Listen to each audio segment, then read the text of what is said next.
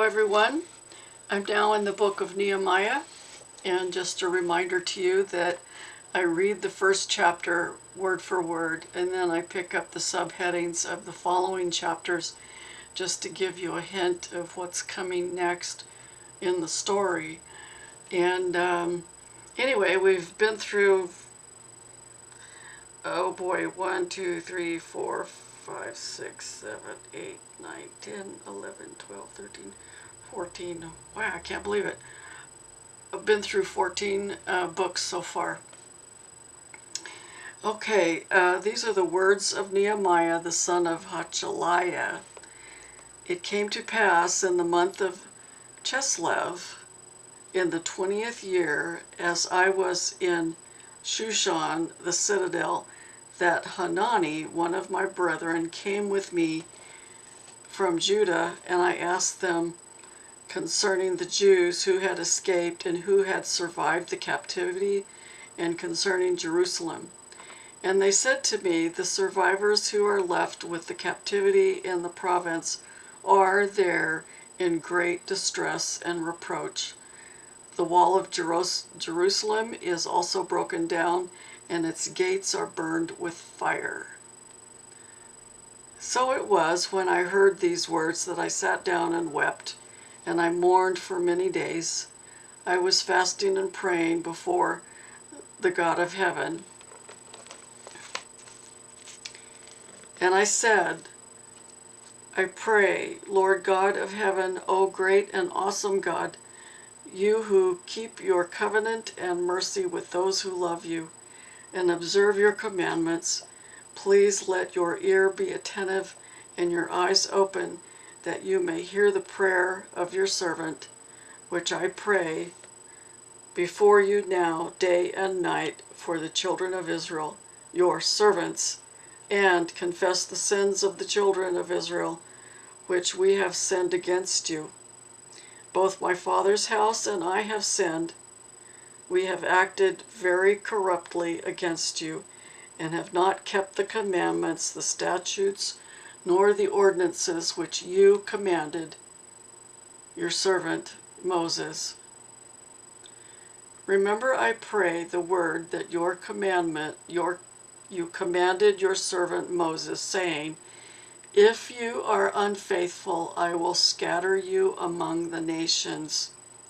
And if you return to me and keep my commandments and do them, though some of you were cast out to the farthest part of the heavens, yet I will gather them from there and bring them to the place which I have chosen as a dwelling for my name. Now these are your servants and your people, whom you have redeemed by your great power and by your strong hand. O Lord, I pray, please let your ear be attentive to the prayer of your servant and to the prayer of your servants who desire to fear your name, and let your servant prosper this day. I pray, and grant him mercy in the sight of this man, for I was the king's cupbearer. So those are Nehemiah's words. Going on to the subheadings. Nehemiah sent to Judah. Nehemiah views the wall of Jerusalem. Rebuilding the wall.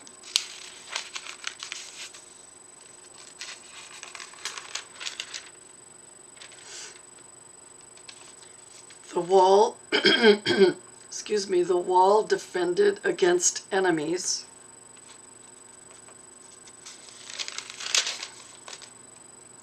Nehemiah deals with oppression. Conspiracy against Nehemiah.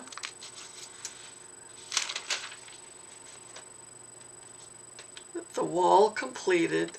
The captives who returned to Jerusalem. And this is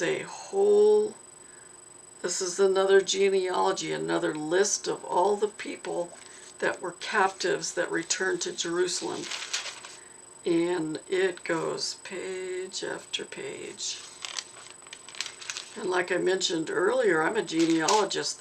It makes me want to put this to Ancestry, put their trees in Ancestry, which would be quite a task. But I'm in this, so I can't help it. The Feast of Tabernacles, the Feast of Tabernacles, the people confess their sins.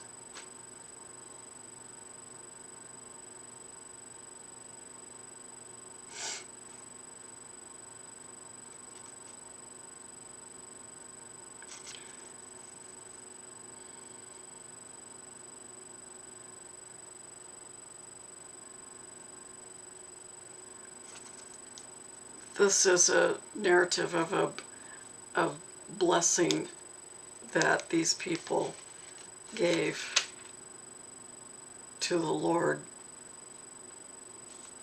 Oh, that's beautiful. The people who sealed the covenant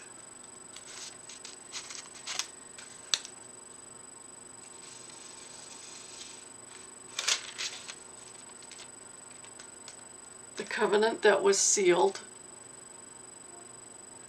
the people dwelling in Jerusalem, the people dwelling outside Jerusalem. Still, this is a lot of people, lots of people. The priests and Levites. Nehemiah dedicates the wall. Temple responsibilities. Principles of separation. The reforms of Nehemiah.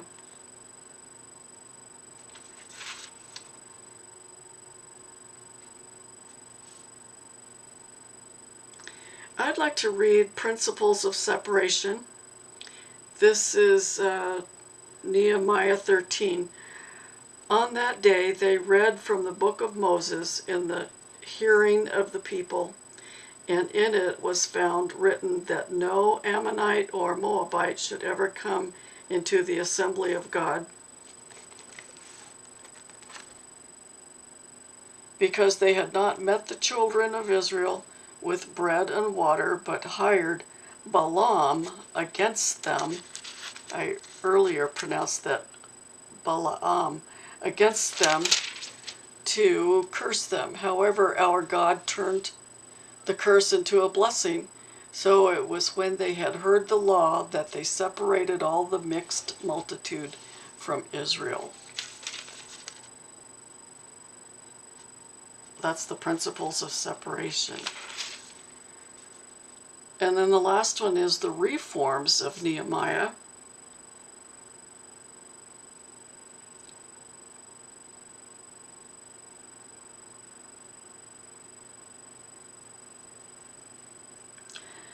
And this is lengthy, but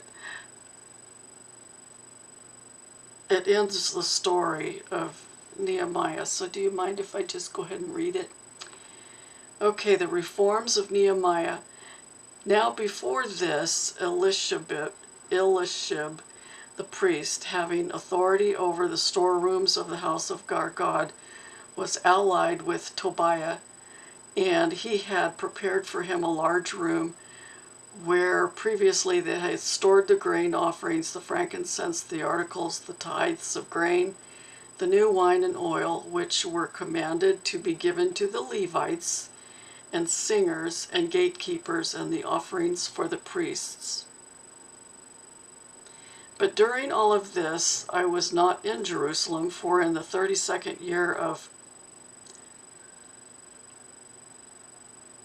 Artaxerxes, king of Babylon, I had returned to the king. Then after certain days I obtained leave from the king, and I came to Jerusalem and discovered the evil that Eliashib had done for Tobiah in preparing a room for him in the courts of the house of God. And it grieved me bitterly, therefore I threw all the household goods of Tobiah out of the room. Then I commanded them to cleanse the rooms, and brought back into them the articles of the house of God, with the grain offering and frankincense.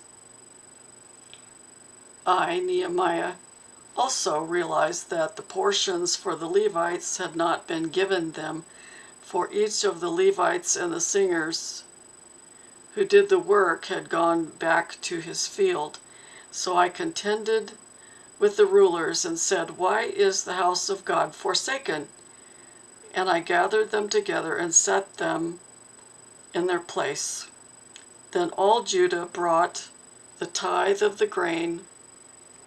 All Judah, okay, brought the tithe of the grain and the new wine and the oil to the storehouse. And I appointed as treasurers over the storehouse Shelemiah the priest and Zadok the scribe, and of the Levites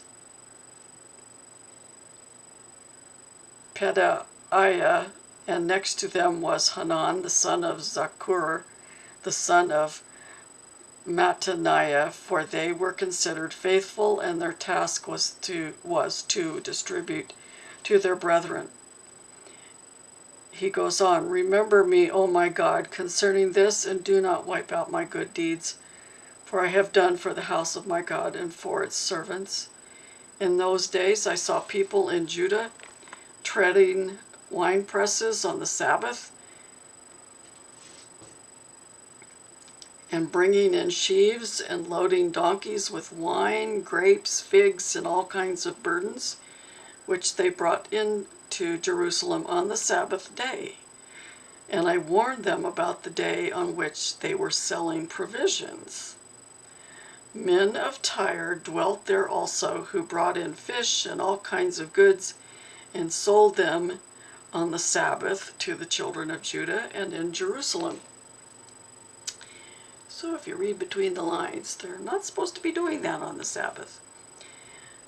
Then I contended with the nobles of Judah and said to them, "What evil thing is this that you do, by which you profane the Sabbath day? Did not your fathers do this, and did not our God bring all this disaster on us and on this city? Yet you bring added wrath on Israel by profaning the Sabbath." So it was at the gates of Jerusalem, as it began to be dark before the Sabbath, that I commanded the gates to be shut, and charged that they must not be opened till after the Sabbath. Then I posted some of my servants at the gates, so that no burdens would be brought in on the Sabbath day.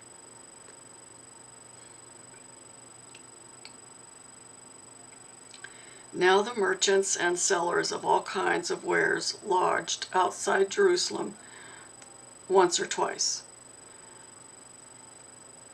Then I warned them and said to them, "Why do you spend the night around the wall? If you do so again, I will lay hands on you." There's an exclamation point after that. From that time on, they came no more on the Sabbath, as I commanded the Levites that they should cleanse themselves, and that they should go and guard the gates to sanctify the Sabbath day. Remember me, O my God, concerning this also, and spare me according to your greatness of your mercy. In those days I also saw Jews who had married women of Ashdod, Ammon and Moab, and half of their children spoke the language of Ashdod and could not speak the language of Judah, but spoke according to the language of one of the other people.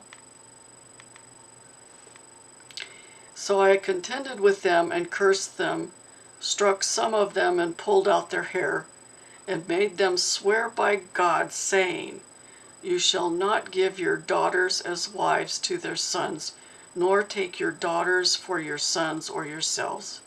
Did not Solomon king of Israel sin by these things? Yet among many nations there was no king like him. He was who was beloved of his God, and God made him king over all Israel. Nevertheless, pagan women caused even him to sin. Should we then hear of your doing all this great evil, transgressing against our God by marrying pagan women? And one of the sons of Joiada, the son of Eliashib, the high priest, was a son-in-law of Sanballat the Horonite. Therefore I drove him from me. Thus I cleansed them of everything pagan. I also assigned duties to the priests and to the Levites to his service, and to bringing the wood offering and the first fruits at appointed times. Remember me, O my God, for good! Exclamation point. Nehemiah. Okay, so Nehemiah, what happened here? He was sent to Judah. He views the wall of Jerusalem, rebuilding the wall defended against enemies. Just in recap here, Nehemiah deals with oppression.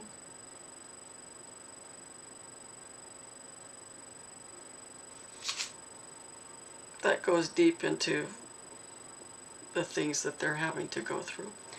The generosity of Nehemiah.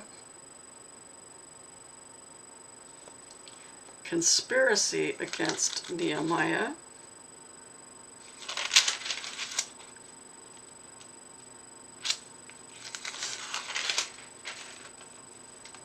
The wall is completed. The captives who returned to Jerusalem. Huge list of people that returned to Jerusalem. Ezra reads the law. Ezra is the book I previously read.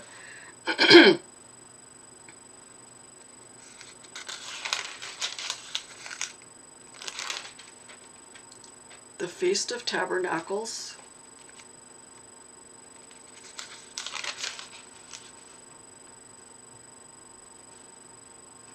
The people who sealed the covenant. The people dwelling in Jerusalem.